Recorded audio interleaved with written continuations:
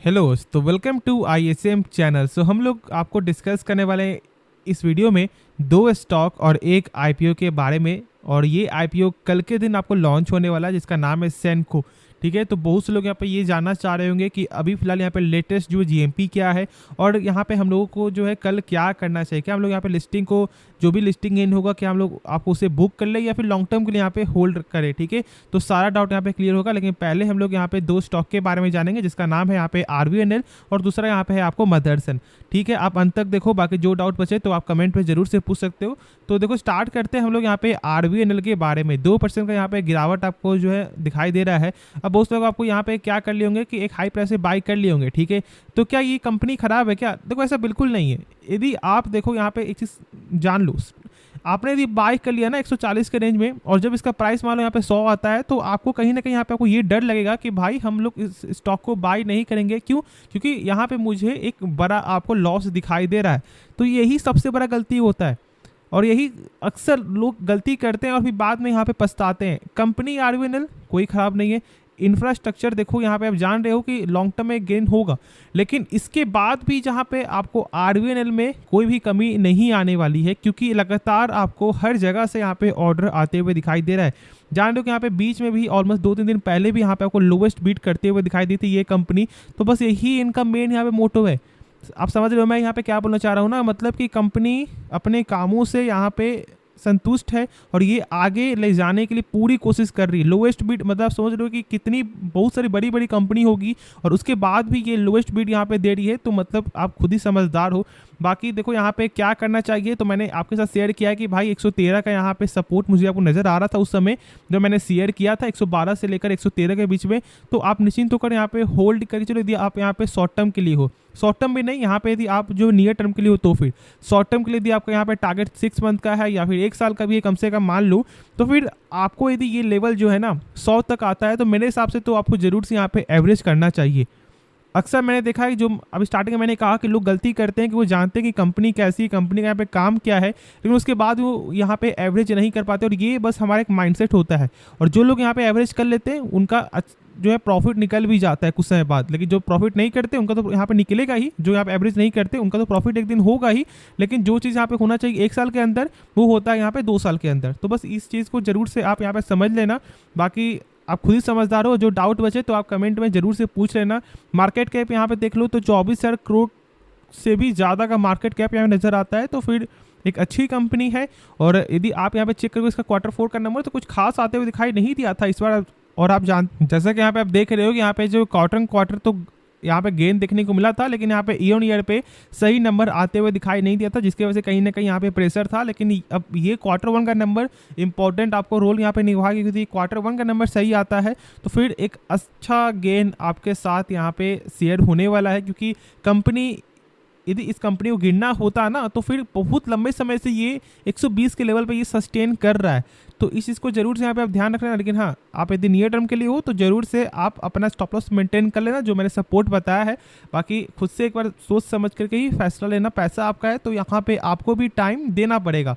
तो हम लोग यहाँ पे नेक्स्ट स्टॉक के बारे में डिस्कस करते हैं। अब कंपनी का नाम है यहाँ पे आपको मदरसन। मैंने शेयर किया था भाई 68 के लेवल के ऊपर स्टॉक जाए तो आप इसके बारे में सोच सकते हो।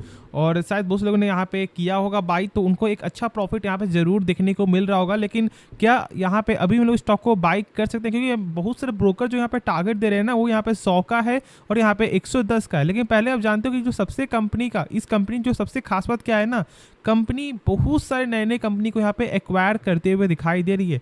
जैसे कि आपको जानते हो कि यहाँ पे हाल ही में जो है यहाँ पे होंडा की सब्सिडरी कंपनी जिसका नाम था यहाँ पे याचियो, उसमें भी कंपनी ने क्या किया, अपना स्टेक कुछ बढ़ाया, मतलब उन्होंने यहाँ पे स्टेक बाय किया।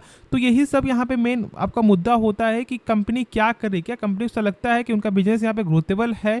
और जब कंपनी, कोई भी नई कंपनी जो यहाँ पे बाय करती है तो इससे यहाँ पे शेयर होल्डर को या फिर इनके जो यहाँ पे इन्वेस्टर है उनको ये भरोसा आपको ये जगता है कि कंपनी मतलब एक अच्छी ग्रोथ कर रही है और इनको एक अच्छा पोटेंशियल यहाँ पे नज़र आ रहा है और इसलिए कंपनी इतना ज़्यादा यहाँ पे फोकस कर रही है। अब देखो हम लोग कुछ कंपनी का बेसिक आपको फंडामेंटल भी शेयर करें जिससे आप लोग ये मालूम चले कि क्या कंपनी सही में आपको फंडामेंटली भी स्ट्रांग है या फिर नहीं, और ये जानना बहुत ज़्यादा ज़रूरी है आपके लिए। तो चलो फिर जान लेते हैं। तो पहले चेक करो यहाँ पे रिटर्न ऑन कैपिटल एम्प्लॉयड, जो यहाँ पे कंपनी का सही नहीं है।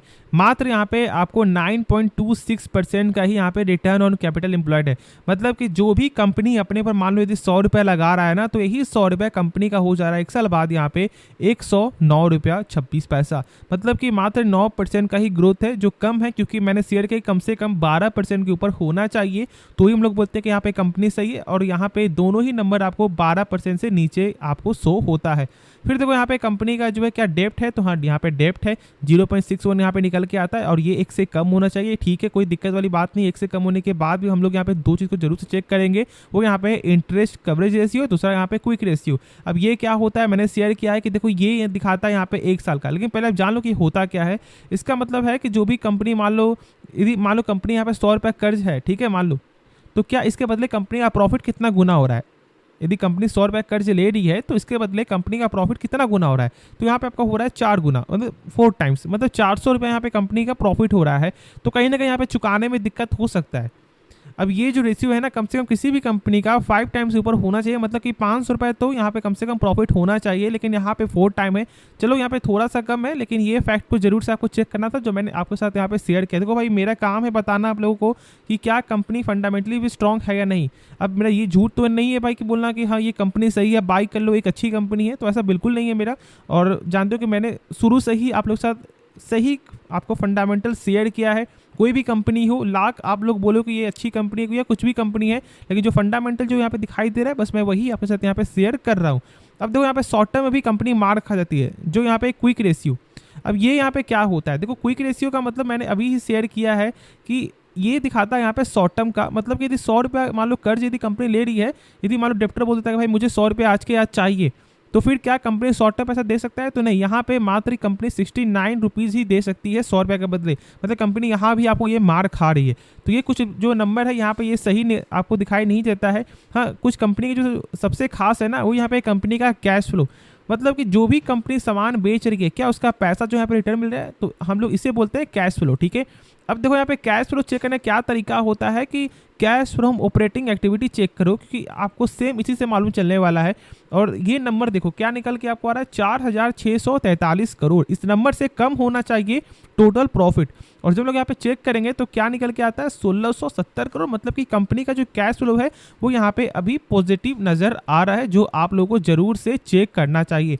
देखो फिर उसका बैलेंस शीट यहाँ पे चेक करो, तो बैलेंस शीट यहाँ पे कंपनी का स्ट्रॉन्ग नजर आ रहा है, क्योंकि यहाँ पे देखो आपको रिजर्व और आपका शेयर कैपिटल वो भी यहाँ पे लगातार बढ़ रहा है, और कर्ज यहाँ पे आपका जो ईयर के हिसाब से यहाँ पे कमी आते हुए दिखाई दे रहा है। तो फिर देखो यहाँ पे इसका यदि हम लोग चेक करें इसका इन्वेस्टर रेशियो, तो यहाँ पे FIS क्या कर रही है, स्टेक गेन करते हुए दिखाई दी है। और उसके बाद हम लोग चेक करें इसका प्रमोटर स्टेक, तो प्रमोटर स्टेक थोड़ा सा कम हुआ है, लेकिन ये सब कुछ चलता है, तो इससे कोई दिक्कत वाली बात है नहीं। लेकिन जो मैंने कहा स्टार्टिंग में, उस चीज़ को जरूर से फॉलो करना। बाकी क्या हम लोग यहाँ पे शॉर्ट टर्म के लिए बाई कर सकते हैं, देखो शॉर्ट टर्म के लिए बाई करने कोई दिक्कत है नहीं, लेकिन आपको मेरे हिसाब से यहाँ पे वेट करना चाहिए। ठीक है, यदि इसका जो लेवल यहाँ पे 92 या फिर 90 के रेंज में आता है, तो फिर आप इसके बारे में सोच सकते हो, या फिर 88 के लेवल पे, वरना अभी वेट करो। चलो फिर जो डाउट और हो तो आप कमेंट में जरूर से पूछ सकते हो। तो हम लोग यहाँ पे IPO के बारे में डिस्कस करते हैं। तो जानते हैं हम लोग यहाँ पे आपको सैनको के बारे में, एक अच्छा लिस्टिंग गेन यहाँ पे होने का पूरा चांस है, क्योंकि यहाँ पे 40% का, ऑलमोस्ट आपको 38% का यहाँ पे GMP चलते हुए दिखाई दे रहा है। और देखो यहाँ पे जो है मैंने आपको शेयर भी किया था कि आप इसमें जो अप्लाई कर सकते हो, और ऑलमोस्ट बहुत से लोग यहाँ पे आपको मिला भी है, लेकिन बहुत से लोग यहाँ पे नहीं भी मिला है। तो देखो क्या जो लोग आपको ये सोच रहे हैं कि क्या हम लोग स्टॉक को बाई कर लें, यानी कि जब कल यहाँ पे लिस्ट आपका होगा 10 बजे, तो क्या हम लोग यहाँ पे बाई कर लें, तो देखो उस समय बाई करने की जरूरत नहीं है। ये चीज़ को जरूर से यहाँ पे आप मेंटेन कर लो। बहुत कमी ऐसा होता है कि जहाँ पर आपको फायदा हो जाए, वरना यहाँ पे बहुत ज़्यादा आपको रिस्क भी होता है, क्योंकि लोग यहाँ पे प्रॉफिट बुकिंग भी करते हैं। कंपनी शानदार है, क्योंकि यहाँ पे कंपनी का सेल्स और प्रॉफिट यहाँ पे एक अच्छा ग्रोथ आपको देखने को मिलता है।